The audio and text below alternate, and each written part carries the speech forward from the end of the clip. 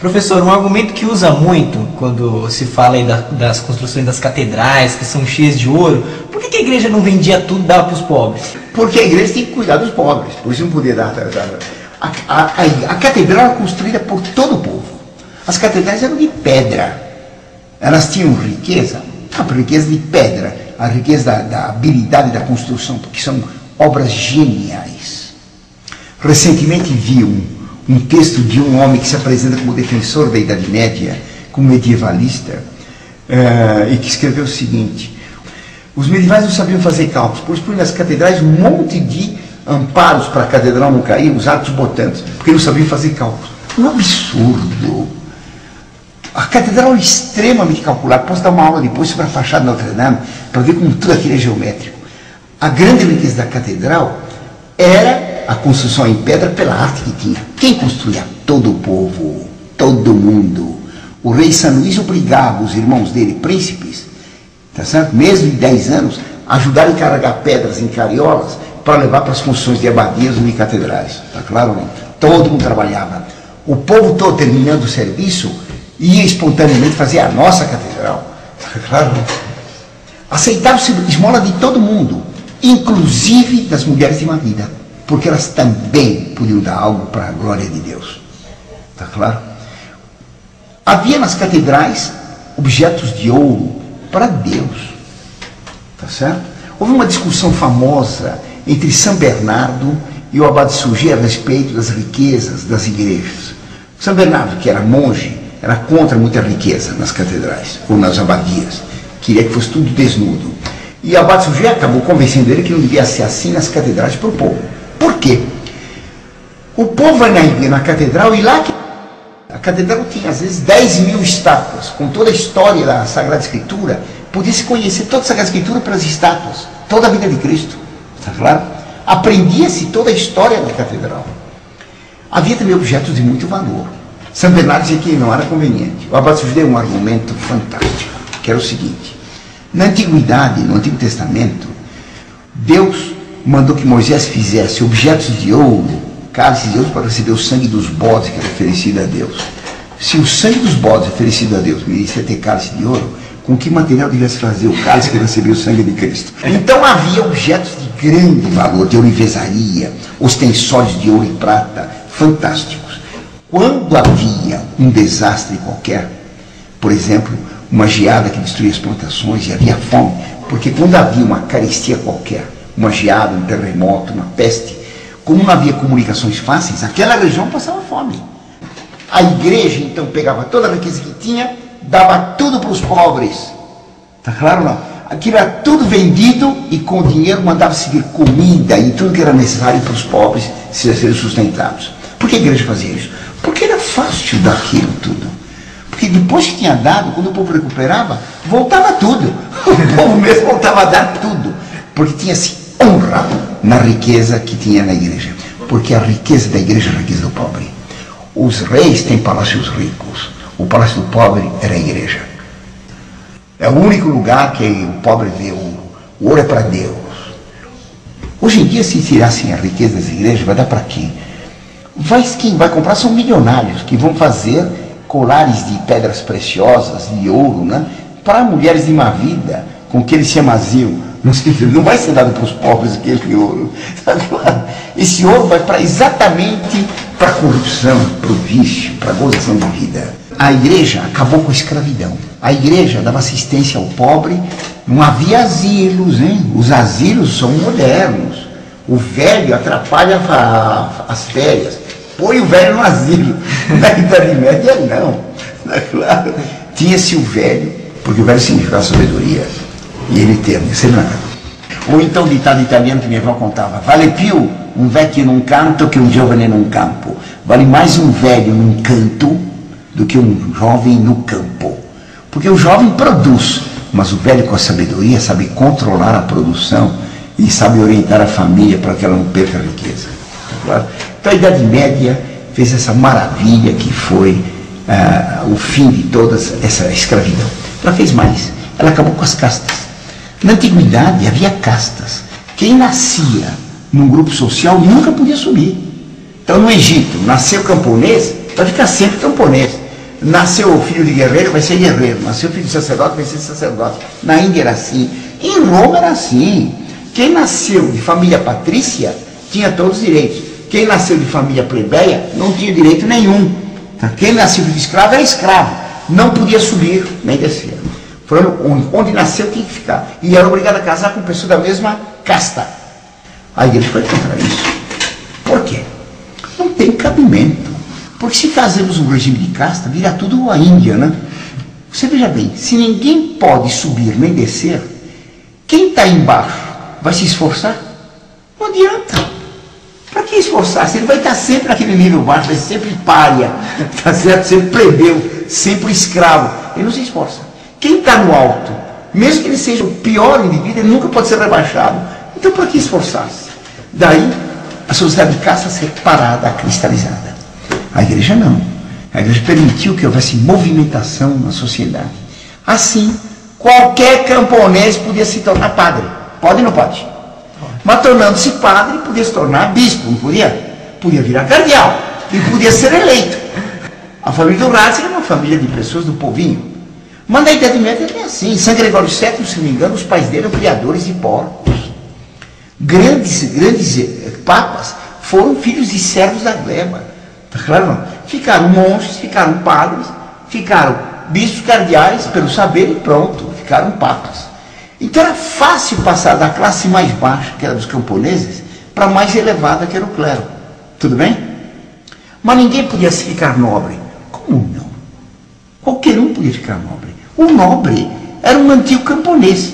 Era o chefe de uma casa de camponeses, era o pai da família, era o varão da casa. A palavra varão quer dizer homem. Varonil vem de varão. Era o varão da casa que depois tornou, a palavra varão deu origem à palavra varão. Quando Camões diz, eu canto as armas e os barões assinalados, quer dizer, as armas e os varões, os homens assinalados, notáveis. Quer dizer, barão não era título, não. Era o homem da casa que cavalcava a terra com enxada. Depois que se tornou título nobiliário. Está claro? Qualquer um podia se tornar nobre, sim. Prova. Santa Joana d'Arc, analfabeta e camponesa, de pé no chão. Fez um grande heroísmo, se tornou nobre. Não só ela, mas por causa dela, a cidadezinha dela, a aldeia dela, Dom Remy, foi enobrecida. E não pagou mais impostos até a Revolução Francesa. Aí na Revolução Francesa, todas as cidades são iguais. Acaba com o valor de Dom Remy em homenagem a Joana d'Arc. Está claro? Então ela se tornou nobre. Qualquer pessoa fazendo um ato de heroísmo era enobrecida. Está claro? Se uma família, durante 3 gerações, usasse tudo que tinha, riquezas, talento, trabalho, em proveito do povo, era enobrecida. Está claro? Toda pessoa podia ser enobrecida. Era difícil se tornar nobre? Sim. Precisa fazer um heroísmo. Não é pouca coisa. Hoje nós pagamos milhões de dólares para um lutador de boxe ou para um jogador enfiar a bola entre 3 paus. Não é verdade, Ana? Na Idade Média se dava valor para quem fazia um heroísmo, que era um pouco mais do que marcar um gol. Tá claro? Ou para um cantor que sabe cantar desafinado um rock horroroso, que são guinchos sonoros e não música. Tá claro? Então, qualquer um podia subir. Era mais fácil descer? Claro. Claro. Para baixo é sempre mais fácil. Era mais fácil um nobre perder o título do que alguém subir. Porque a seleção para as altas classes tem que ser grande. Mas para rebaixar tem que ser fácil. O nobre cometeu um crime infamante, perde o título. O nobre abriu uma lojinha para ter lucro, perde o título. Porque a nobreza conseguia usar todas as qualidades que tem em proveito do outro. O comerciante usava todas as qualidades que tem para pegar o lucro tirado do outro. O contrário do nobre. Então o nobre não podia ser comerciante. A menos que a cidade fosse comercial, por exemplo, Veneza, ou então Gênova. Aí ele é obrigado a ser comerciante, correndo todos os riscos no comércio marítimo, naquelas nauzinhas e galeras que facilmente iam para o fundo, com toda a fortuna do nobre, né? E com o nobre junto. Então havia muita mobilidade social. Qualquer um do camponês podia ser nobre. Então a Idade Média acabou com as castas. Ela inventou o que se chama hoje classes. Não eram bem classes, mas eram estados. O indivíduo pertencia a um estado social. Está claro? A igreja fazia questão de que, embora houvesse desigualdade de direitos, Todos tinham direito à honra. Todos tinham direito à honra. A honra de cada um era extremamente valorizada. Pensa que só se valorizava ao clero, por causa dos títulos do clero, cardeal, arcebispo, bispo, ou então os nobres, conde, visconde, barão, duque, príncipe. Não. Havia também honra para o povo. Assim, um homem que era um artesão, que começava como aprendiz, depois ficava companheiro, que nós chamamos agora oficial, e depois tornava mestre. Para ser mestre, ele tinha que fazer obra-prima. O que é obra-prima? Era a primeira obra. Então, fulano aprendeu a ser marceneiro. Ele ia fazer, para ser mestre de marceneiro, tinha que fazer um exame entre os mestres marceneiros da cidade. Então, em público, dava-se para ele um trabalho a fazer complicado. E ele tinha que executar aquela peça, tá certo? E eram peças difíceis, em público. Se eu não soube fazer, nada. Se ele fazia bem a peça, tinha o título de mestre. Os outros mestres eram obrigados a ajudá-lo a montar uma oficina. Claro? E ele já podia pertencer à Câmara de Vereadores. Ele governava a cidade junto com os burgueses mais notáveis. Ele era mestre no fazer. Como professor da faculdade, era mestre no ensinar. O título era o mesmo. Então, o título de mestre operário era extremamente valorizado. Hoje em dia, aqui no Brasil, nós não temos noção disso. Você vai na França e tem lá numa padaria, mestre boulanger, o padeiro mestre. Porque para ser padeiro na França, passa por exames. E são padeiros, olha, que fazem cada coisa gostosa e excelente. Mas era o maître boulanger. Ele fazia exame, tinha honra, tem o nome dele. O cozinheiro era mestre, o mestre Cuca. Ele tinha título e tinha muita honra. O operário fazia uma peça e assinava. Era fulano e tal. Então tinha muita honra. Compreenderam bem, então? Não era só isso. O camponês tinha muita honra. Ensinava-se que o homem, por ser filho de Deus, tinha muita honra. A nossa honra está em ser filhos de Deus. As outras coisas são todas secundárias. Se eu sou bom filho de Deus, eu tenho uma grande honra. Deus me fez semelhante a Ele. Eu tenho em mim uma imagem de Deus na minha alma. Deus fez um homem a sua imagem e semelhança. Esse é o nosso valor. Eu sou Orlando. Deus pôs um sinal no meu dedo, não tem outro igual. Deus pôs um sinal na estrutura do meu cabelo, na minha retina, na minha pupila, no timbre da minha voz. Assim não tem mais nenhum como você, nem como você, nem como ele. Nós somos únicos. Esse é o nosso valor. A Revolução Francesa pode declarar à vontade, todos somos iguais. Quá, quá. Tá certo? Eu penso de uma coisa, você pensa outra, como é que somos iguais? Tá claro? Eu não sou xerox de ninguém. Eu sou filho de Deus. Então a igreja na Idade Média dava um valor extremo à moda. Tá claro? E qualquer um tinha que ser extremamente respeitado. Porque tinha um valor, era fulano de tal, ele tinha a honra de ser fulano de tal. Então, por exemplo, famílias camponesas que recusavam casamento com nobres. Por quê? Eram camponeses, não sei se entende. Recife da Bretonne, ele queria uma vez casar-se lá com alguém da nobreza. O pai mandou uma carta para ele, o quê? Meu filho se esqueceu, você é um camponês. Lembre-se disso, o que quer ser um desses nobres que arrastam em Paris sua espada e sua miséria? Você é um camponês. E isso é um grande valor. Hoje se desvaloriza. Você numa classe é o 15, ele é o 37, no RG você é número tal, no título leitor foi de tal, número tal. Não tem valor nenhum. Você é Hamilton. E não tem outro igual no mundo. Nunca mais vai ter, desde Adão e Eva até o fim do mundo. Essa é tua honra. Não sei se Deus nos fez únicos. Nós somos filhos de Deus e únicos. Ele tem por amor por cada um de nós um amor único. Por isso, um respeito enorme um pelo outro na Idade Média. Para qualquer um. E esse respeito e essa honra era tamanha que o camponês não tinha medo de falar verdades nem para o Papa, nem para o rei. Honra, grandeza e valor próprio. Está entendendo? Sabia-se que valia. Toda a classe tinha honra em ser o que era. E por isso se aspirava a ser outro. A Idade Média fez tudo isso, né? Mas ela fez também, na arte, fez coisas estupendas. Ela fez o gótico, fez o românico e o gótico, que são os estilos mais espetaculares que existem.